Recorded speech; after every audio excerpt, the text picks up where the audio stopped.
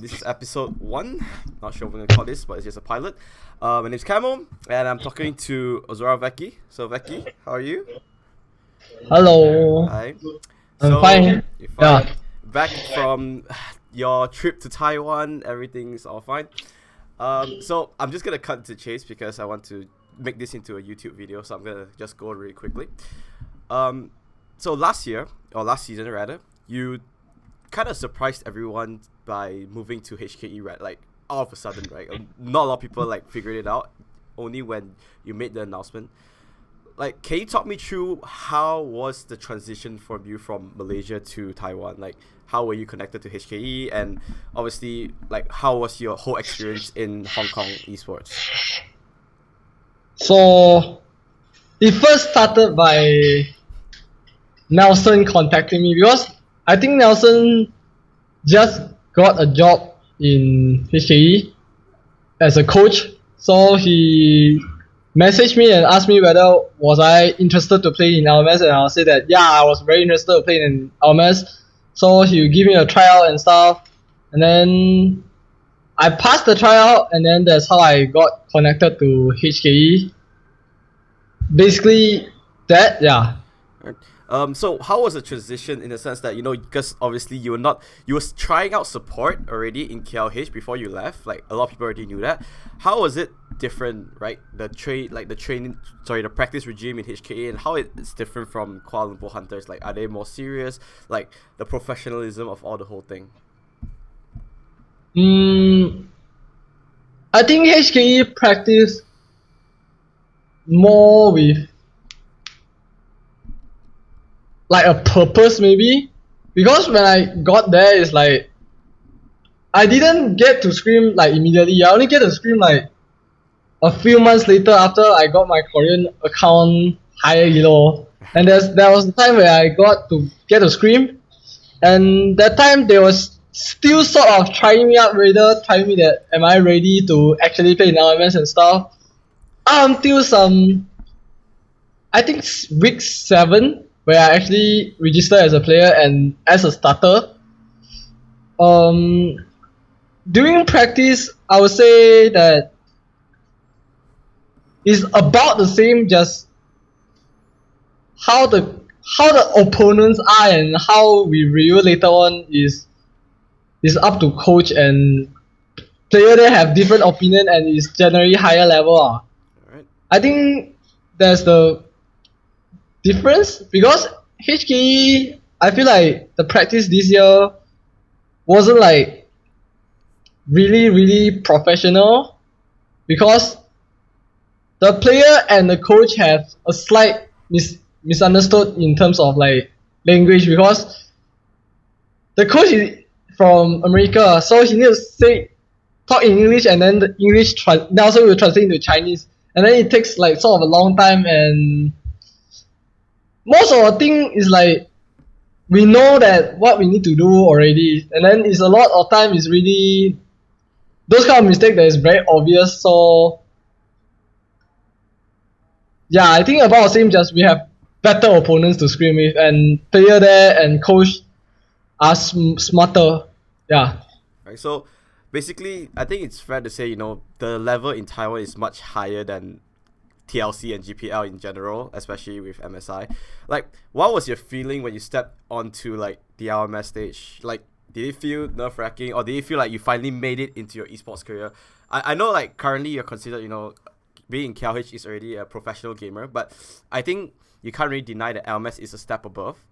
So what was your feeling? That did you feel like you generally was like, wow, I finally am here, I finally made it in a point of my career where I achieved something in esports? Especially you, where I know you personally, where you've been trying to make it big in esports since what, 16, and now like, so how did that feel? Like, how did that first few moments of finally playing on stage at week 7, if I'm not mistaken, against I forgot. YE Spider. YE Spiders, where you played Lulu support and Zara support, right? Something like that. Yeah. So how did that feel? Like, it should feel like something significant for you, right? Personally, for me, not for the game, I would say that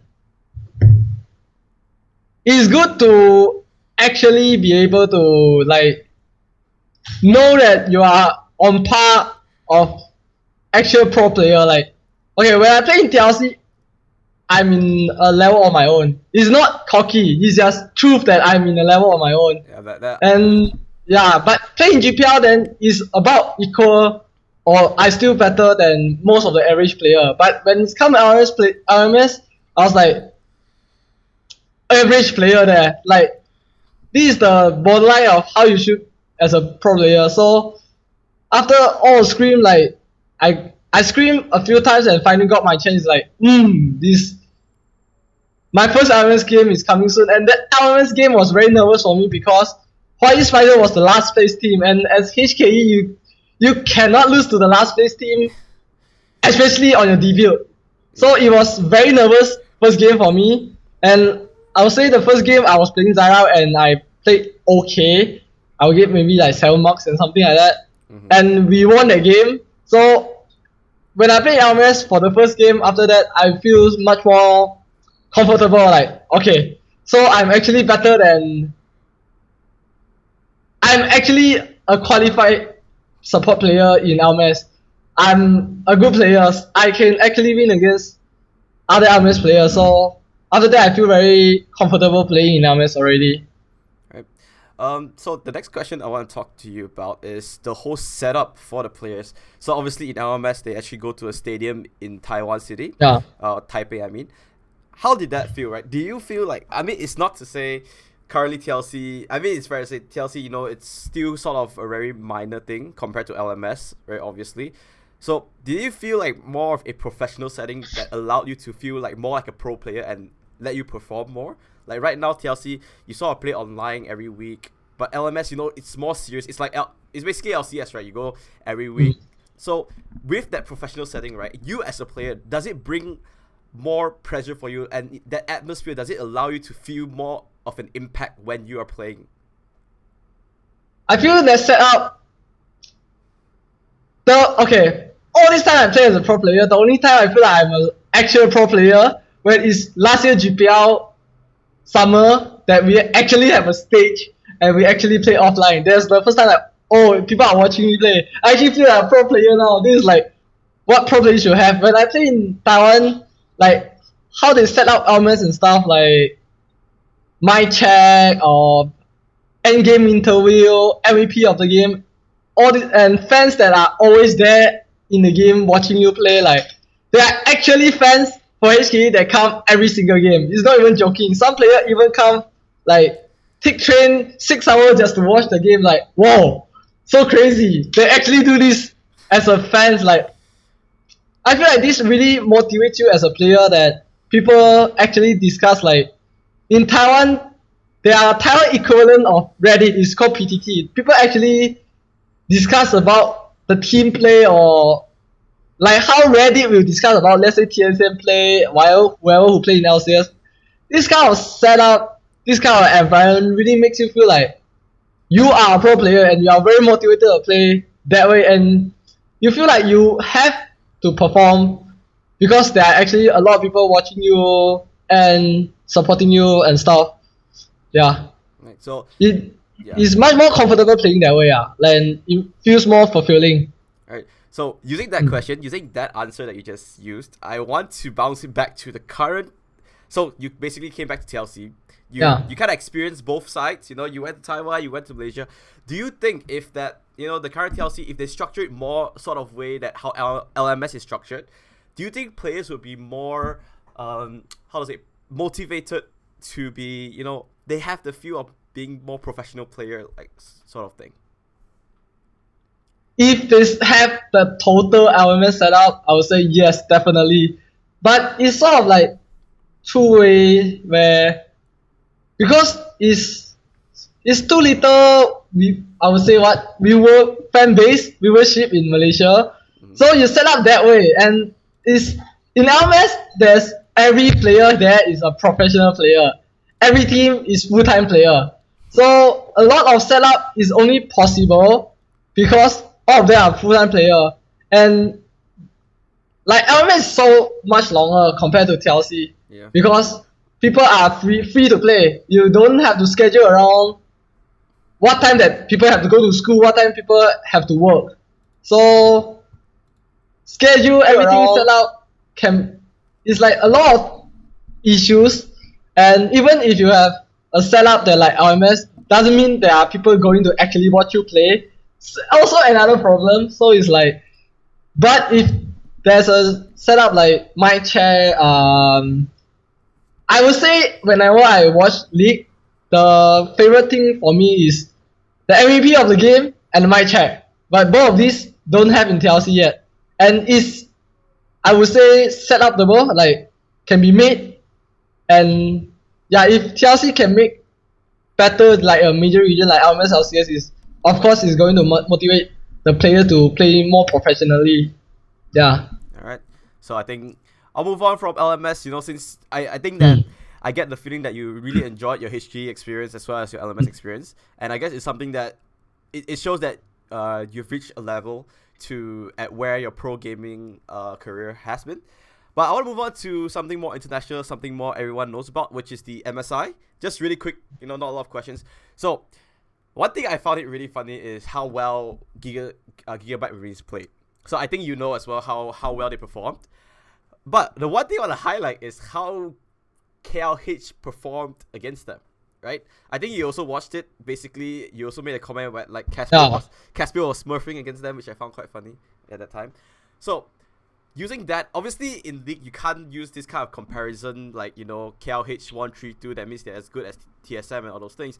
But do you think with that result and with you coming back to KLH that you actually have a chance to reach Worlds this, what are your chances to reach Worlds? How confident are you, especially with your new lineup that you just announced? So the question here is, my expectation going back to KLH to go to Worlds? Yep. I would say before the Thailand team announced the 2 Koreans, I was very confident that at least we can get second place. Right. But since they announced the Korean, I need to see what's the level the Korean can play. And then I still think Malaysia is the third best region in GPL. So we sort of need to practice to a point where we can finally beat the Thailand and Vietnam team, which is very possible. Okay. So there will be a lot more intense, like how to say, in-depth practice that KLH is going through very soon that will be announced and stuff. But I think we have a really big chance of going to Worlds this year if we practice properly. Yeah. So, all right. Honestly, I want to ask you, were you surprised of how well KLH performed in the last GPL?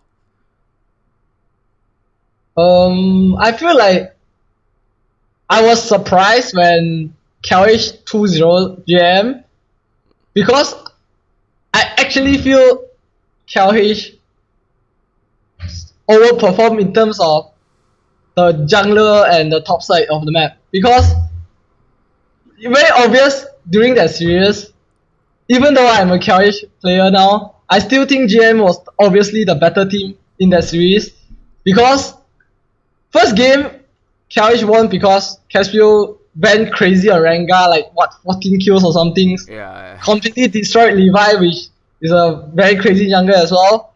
And then second game, actually KLH down 10k gold and they won because GM misplayed team fight. It's very obvious that KLH only convincingly won one game, and all the other game KLH was behind. So I was already sort of surprised that KLH went 2-3, but it was very possible a 3-0 for KLH if they play well the third game, because there's a lot of mental pressure for a team that already lost 2-0.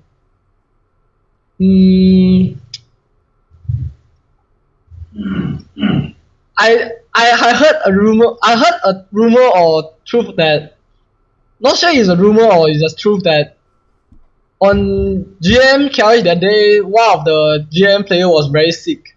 Okay. So I'm not sure. Yeah. I think that's all down to speculation. But I think it's fair to say that JM, they represented C well enough, because right now C has 2 chances to go directly to Worlds.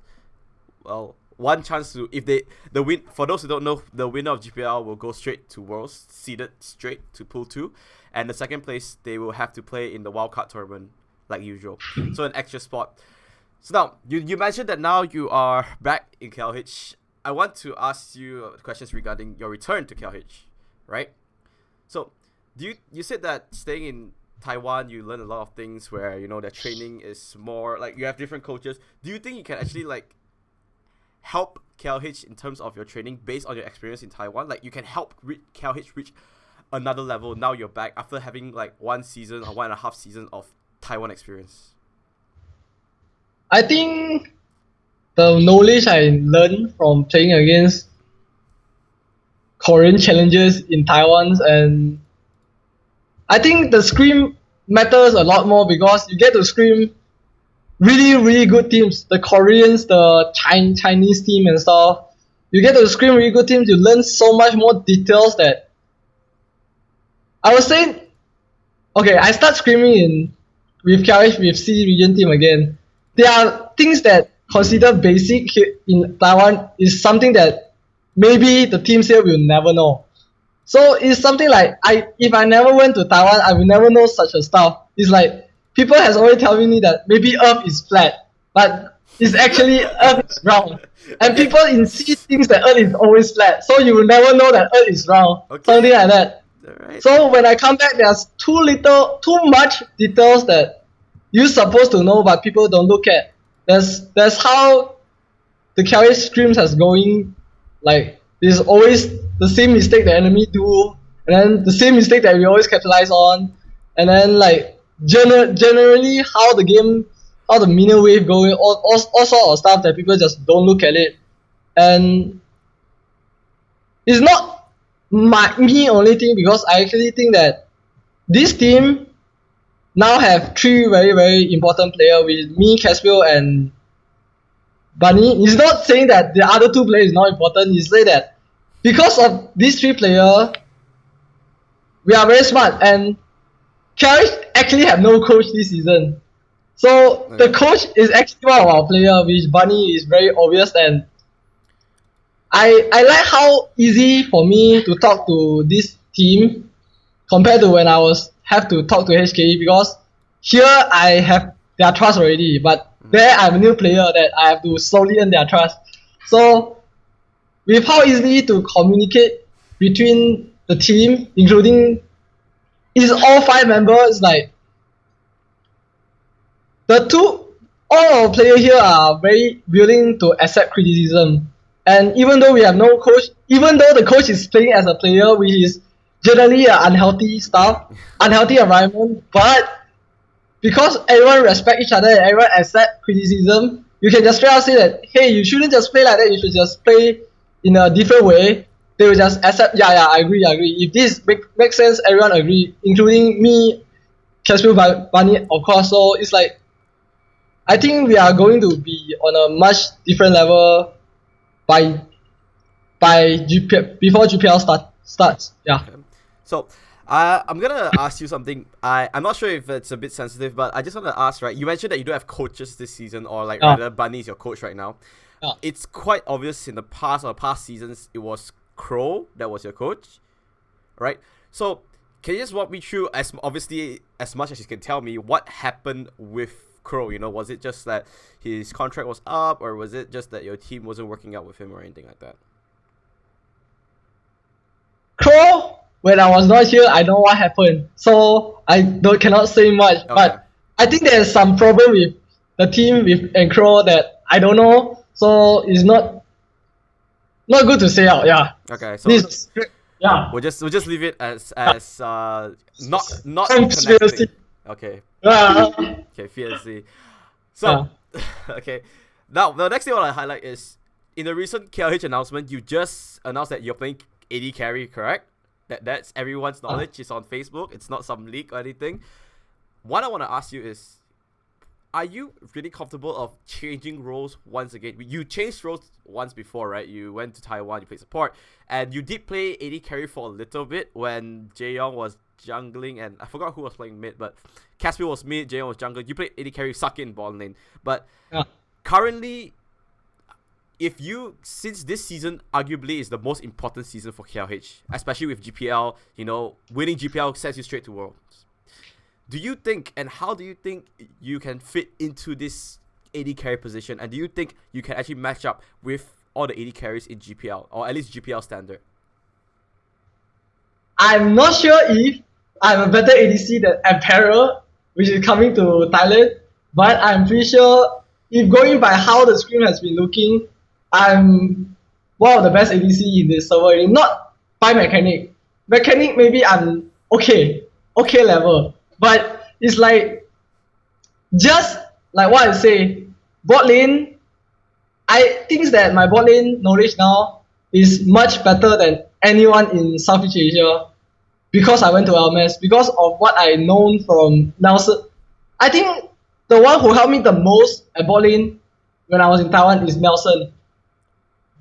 And Nelson is a Singaporean, so it's like Singaporeans should already know this kind of stuff, but I don't know what happened. But Nelson taught me so much details about bot lane that I should not know, but I know now. So it's like, and then I get to scream against all those Korean challenges bot lane that you don't get to scream in Southeast Asia. That a lot of time when I play in Scream, people lose lane already in level 1 or 2 just by not knowing a detail that very basic. So I would say that since my bot lane has been so much better compared to my mid lane now, because I have learned so much in LMS, transition to ADC is more of like the lane is about the same. Because I have been playing support and AD, I know what my AD need to do in order to win lane, and I know what the support need to do in order to win lane. Just the only difference now is I have to carry and I have to spend more mechanic on actually playing the game instead of just using my brain. Even though I think that support in this meta has more playmaking ability, but I feel like importance of ADC is slowly coming back after the current patches. Yes. As you can see, Ashe and Varus is not so much a priority, and more carry champion are coming out. Yeah, that's true. The Lucian, Lucian has been coming out. Caitlyn has been coming back as well in MSI. Twitch, Cogmore. Cogmore as well. Talking about this, I just want to bounce back. You said that your team had 3 really important members because of how smart you are, right? Basically yourself, Bunny, or his name is Bipolar now, and as well as Caswell. So since you're playing AD carry, it's really hard for an AD carry to short call in general because it's quite mechanically intensive. It's doable, but it's quite tough.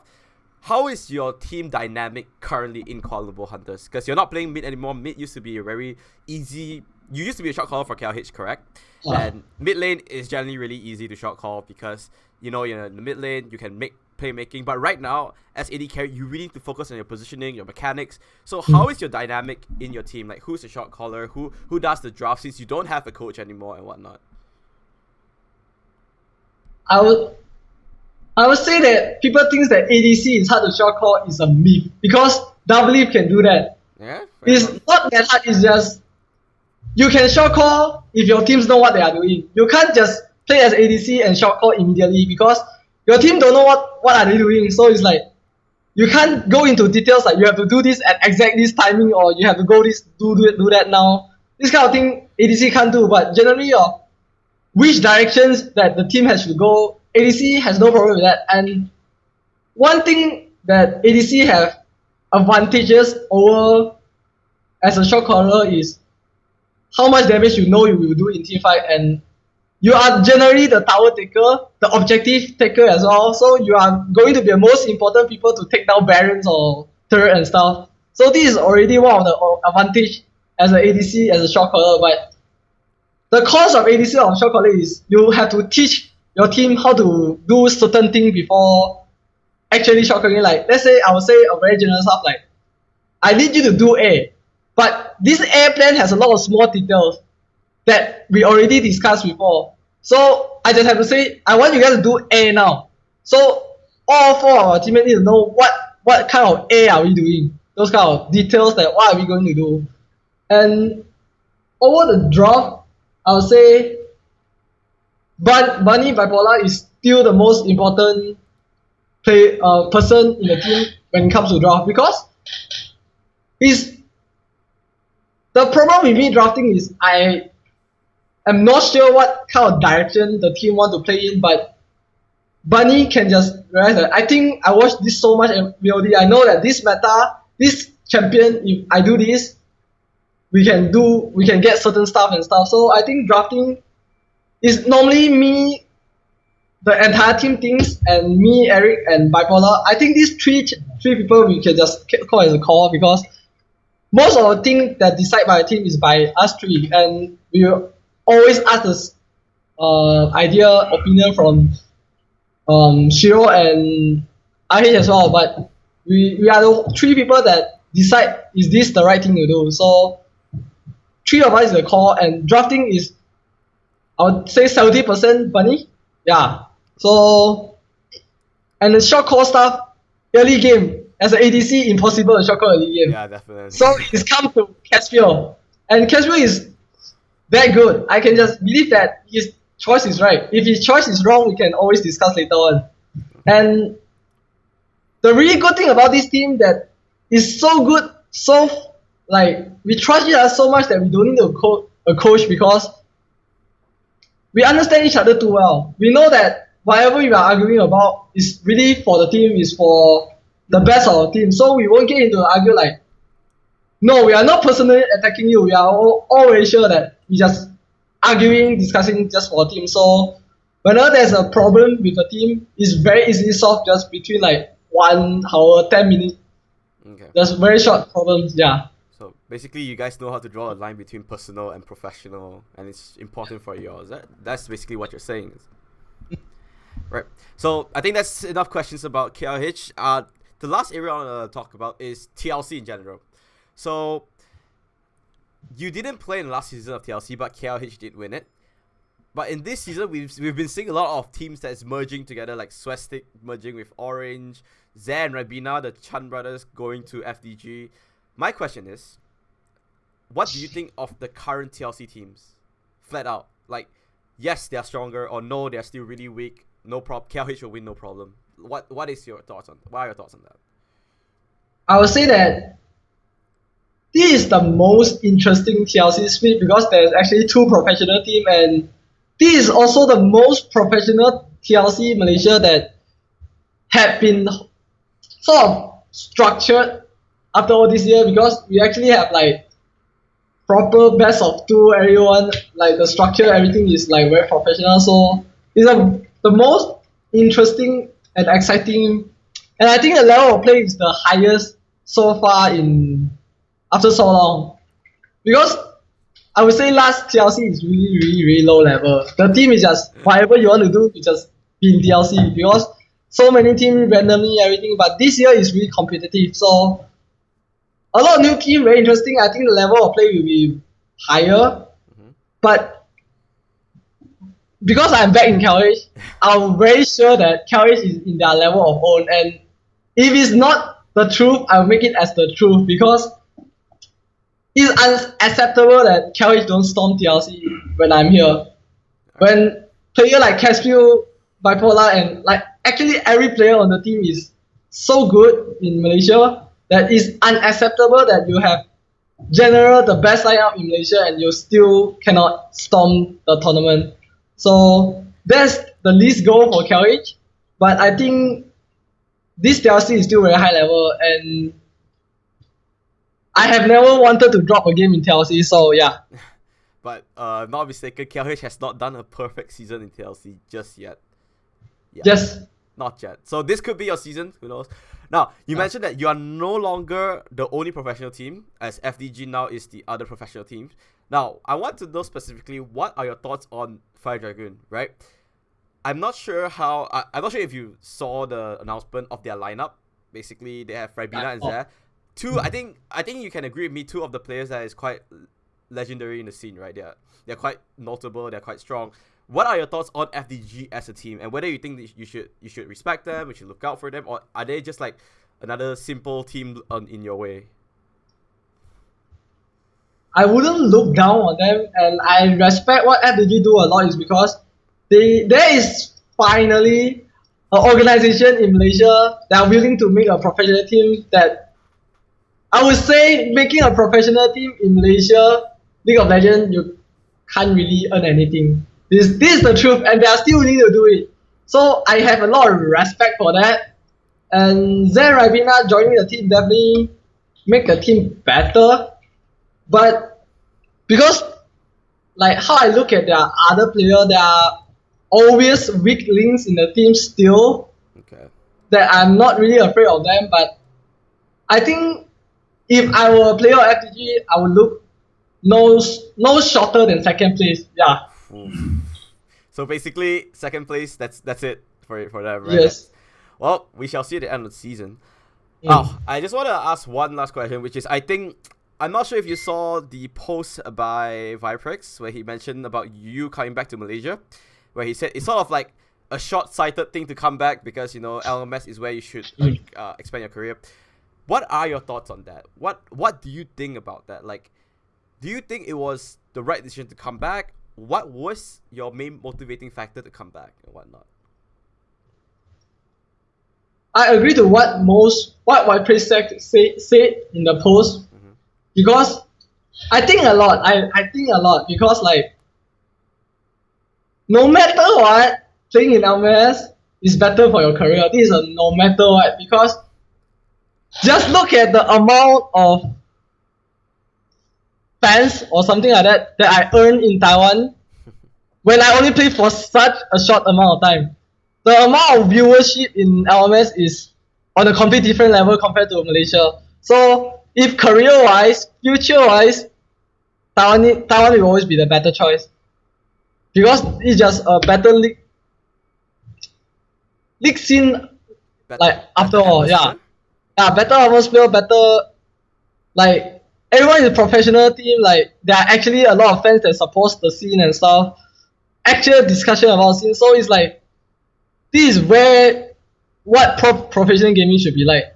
So it's like it's definitely the better choice to always stay in Taiwan. But for me, is the main reason I come back is really because of two reasons. One is my family's here and friends, and the other is just the Malaysian scene in general. Because the one thing I know after I come back is because actually my recent breakup means a lot to me in a sense that I understand that distance, right, really will break the relationship between people. It's like no matter what, right, if you sort of make your relationship between the people weaker in a sense that you just don't communicate much anymore, then I come back and then it's like I realize that people and just the environment here for me is very important for me because like people here treat me very well. Like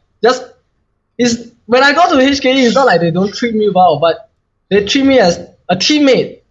People here doesn't treat me just a teammate. They treat me like this is one of my brother. This is my brother. This is one of my family members. So when I come back and then I always contact with Bunny.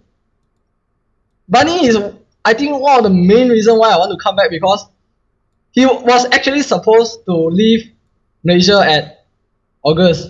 I think, yeah. Then because of some problem, personal issues that I shouldn't say, that he will stay until next year. So I feel like when people like encourage, put so much effort to bring Malaysian scene up, like Bunny tries so hard.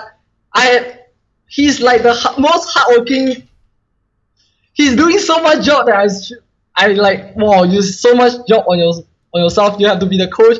You have to be the manager. You have to be everything of the team. You have to be a player. So I was like, you put so much effort for this team, and then you really, really like take the blame for yourself when you lose such a close series against GM. Like, I just feel like I should play with this team and bring this team to Worlds because Malaysian scene really means a lot for me because I've spoken last year or something like that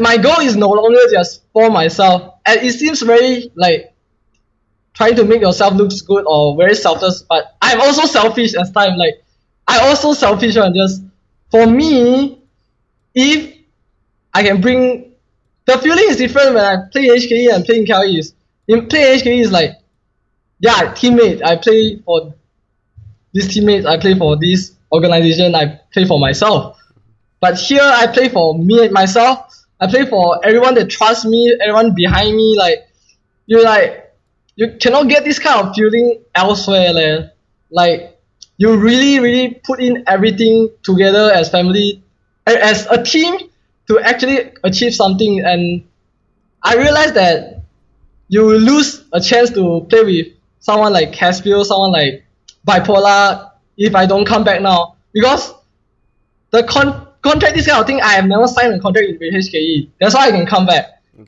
and if I were to sign it's not a 1-2 year kind of thing because I'm a new player and generally no market player in LS so I come back and then there are a lot of cons about that right? Of course there's a lot of cons when for me to come back but I just realized that I really want to push Malaysian scene and I really want to play with this player in KLH and make it to Worlds and actually bring out the Malaysian scene. That's why it's something that you won't be able to feel and you miss this chance if I don't come back now sort of stuff. Yeah. That's so basically that's a lot of personal passion, personal Yeah. feel and comfortability and all that. Well, I think that's sort of all the things I want to cover. I didn't want to make this really long. Basically right now, you have any shout outs to your fans or anything that you want to say, here's your chance, Veki. Oh yeah, wait, one more thing. Are you gonna be named I know it's very stupid. Are you gonna be named Ozora Veki or just Veki? I'm going to name Ozora Veki, that's the full name. Wait, why did you put it Veki though in Taiwan? I know it's a stupid question, but Ozora Veki was too hard for the Taiwanese in some way because I said they asked me how do I call you in real life. Of course I'm going to say you just call me Veki. But some of the time they go like Veki is an easier name, how about just use this because in Taiwanese right the name are always 2 or 3 words. okay. You won't get to like 5 words. It's so hard, you know. So it's like are you back? Are yeah. you back to your full form? Ozora Veki? Yeah, I'm back to the full name now. Yeah. So, okay. Yeah. I just found that really weird. I was like, okay, maybe.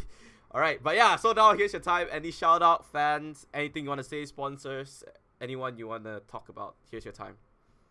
I'll talk about sponsor first. Okay. I would personally thanks a lot to Logitech and personally KPC because when I leave KLH for Taiwan, KP personally come and meet me in Seremban. He's a Seremban person, so he meet me in Seremban. He gave me a bunch of Logitech stuff and then just talk to me, congratulate me and tell me to like make Malaysia proud and stuff. So personally, this one I've been very grateful, super grateful that the sponsor are looking so closely to the team. So it's a must.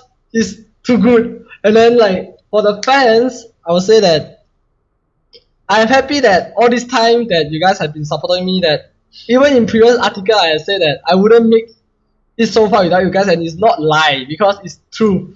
Whenever like I practice and I have problem with practicing, like I burn out everything. I always remember that there are people that still behind me, supporting me and like look up to me. So you guys are the main reason why I can still continue practice so hard and grinding the game.